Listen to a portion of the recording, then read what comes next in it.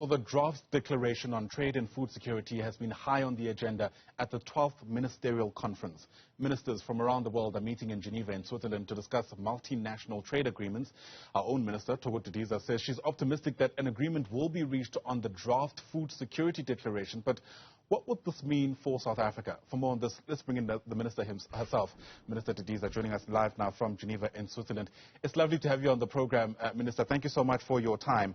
Let me begin with just trying to place the kind of contributions that South Africa is making to this discussion in a context where we know that agreements around agriculture at that level have always been quite a sticking point. Well, thank you very much. Indeed, Ian.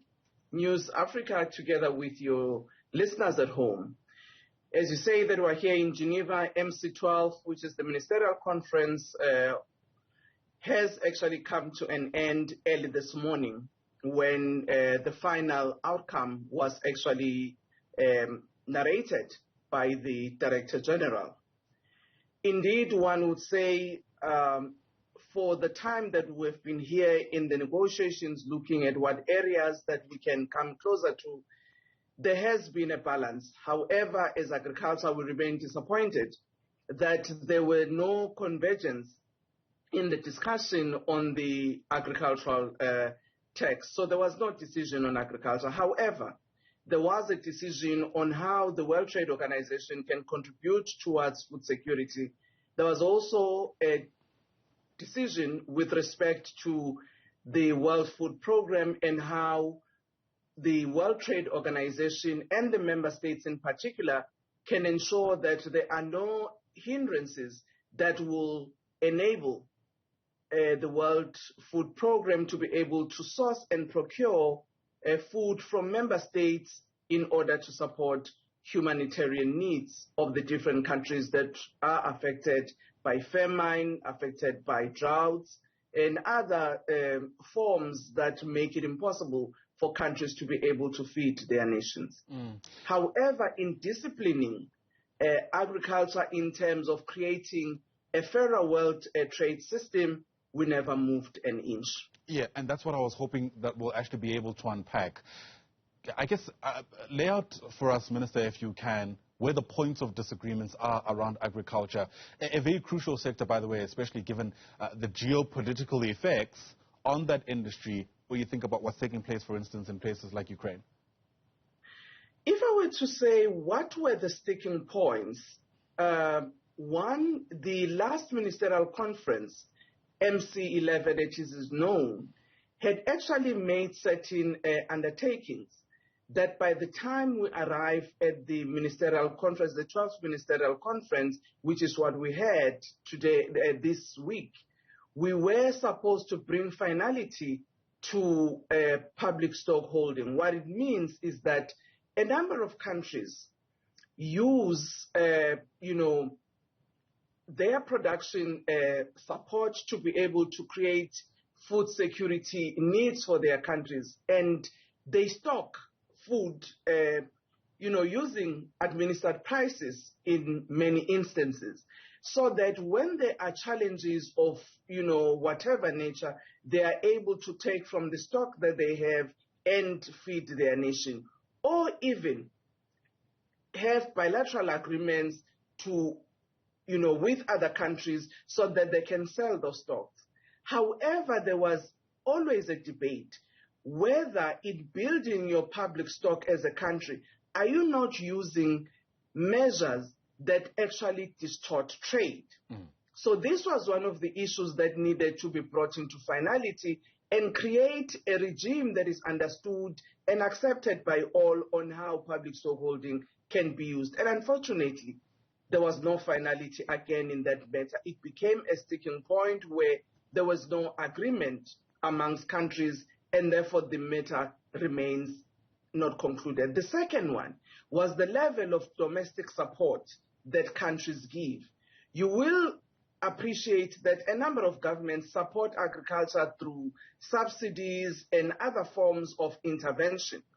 But the challenge has been countries that have got lots of resources, actually the level of support they give to their farmers make it that when they go to a world trade marketing system, their goods actually become much more cheaper and displace those countries whose government don't have enough to support their farmers, and therefore they lose. So part of dealing with domestic support was to agree what are the acceptable levels that countries can put in supporting their farmers, such that when you go on a stage where you trade amongst each other, no one is worse off than the other. And unfortunately, again, those rules were never agreed to. So there was never movement on that level.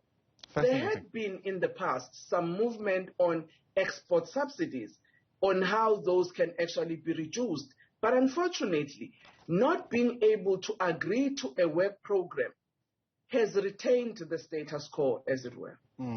It's interesting what you're saying, because I remember at the time of the appointment of the new DG, who, you'll correct me if I'm wrong, I think comes from Nigeria, Dr.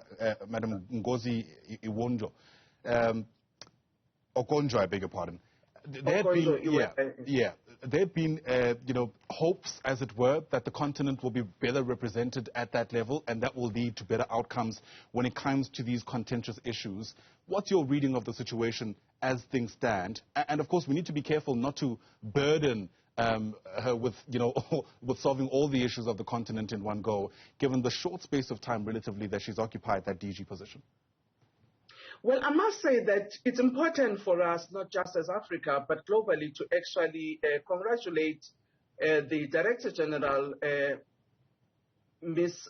Okonjo Iweala Ngozi, as she's known, for the work that she did in making sure that she pulled this ministerial conference, and we were able to agree, if I were to say, a relatively balanced package, given the issues that were on the table. And it's important to do so because we know that we're coming out of an area where we're not actually out of the woods in terms of the COVID pandemic, which has really created a lot of stress in a number of economies globally. So what we have been able to address, firstly, it's the WTO response on the pandemic. I think there was a lot of time put on what it is that we need to do.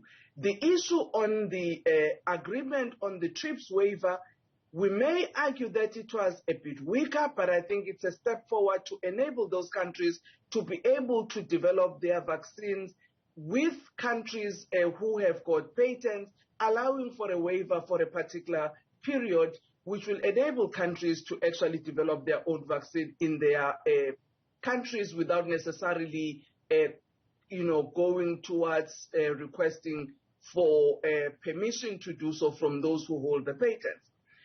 The other matter where the DG, I think, in this round of negotiations had really, in my view, moved a step forward is to ensure that the World Trade Organization take the issue of food security as one of those important areas, and therefore what should be its contribution in ensuring that there are no trade barriers that are put in place that would actually create challenges for countries to provide for food security. So one would say, on the issues that were on the table, the DG was able to make sure that,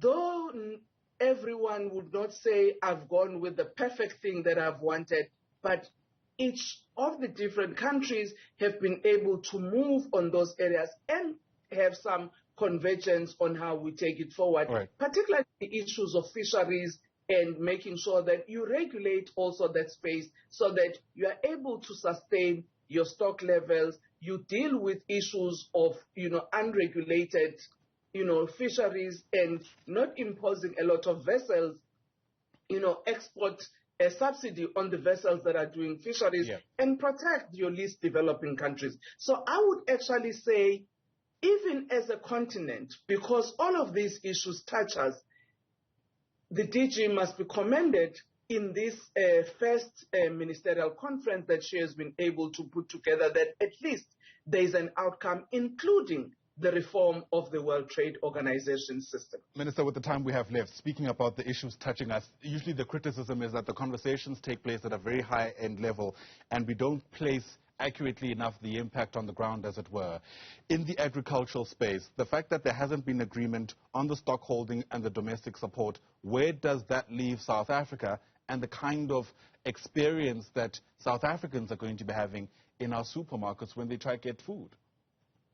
What that means for South Africa, and I must say that even though we may not have agreed on the round, but at least we have not lost the space on the existing mandates that are already there, which allows South Africa as one of those countries to be able to support their resource-poor farmers, their smallholder farmers. So within the instruments that we have, we do have space to be able to support our farmers in order to increase our possibilities for production, which therefore means in terms of what we do as a country, the different MECs, we really need to look at how do we increase production and productivity of our smallholder farmers. And I must say that with the Agriculture and Agro-Processing Master Plan, we've clearly articulated what are those things that will help us to move in increasing production areas where they may not be at the moment. Minister Thoko Didiza, thank you very much indeed for speaking to us. Sounds like there has been some way forward, but there's still some route to be traveled. We really appreciate your time. Agriculture Minister Thoko Didiza, live to us there from Geneva in Switzerland.